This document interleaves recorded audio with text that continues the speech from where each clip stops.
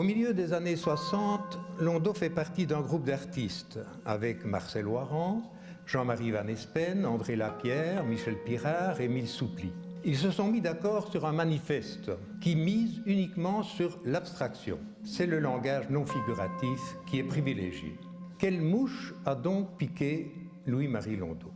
Le peintre namurois brise le tabou, ose la désobéissance et s'oriente sans état d'âme vers un retour à l'image. Le jeune Londeau s'appliquait chaque semaine à de grands calicots de peinture, annonçant en namurois le sujet des films qu'il pourrait voir prochainement.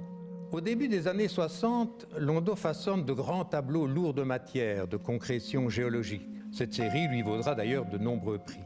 C'est par cet art simple, évident, montrant des scènes de la société moderne qu'il voulait renouer un dialogue entre lui et le spectateur. Le namurois inscrit dans ses nouvelles toiles les héros médiatiques des années 60.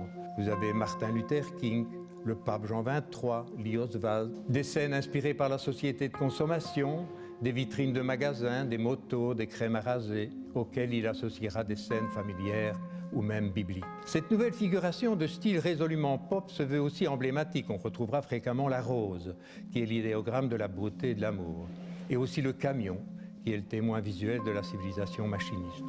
Ce qui frappe d'emblée, c'est le choc des couleurs, posées en aplat, couleurs primaires, fluorescentes, spectrales. C'est aussi la grande simplicité des formes, avec des associations un peu espiègles, femmes locomotives, femmes robinet, voitures roses. Un univers singulier qui rappelle le langage de la bande dessinée ou celui de la publicité.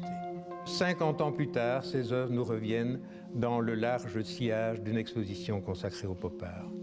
On ne peut évidemment que souhaiter la remise en lumière globale de toute son œuvre picturale, qui est féconde et qui est d'une grande force d'invention et d'une grande audace poétique.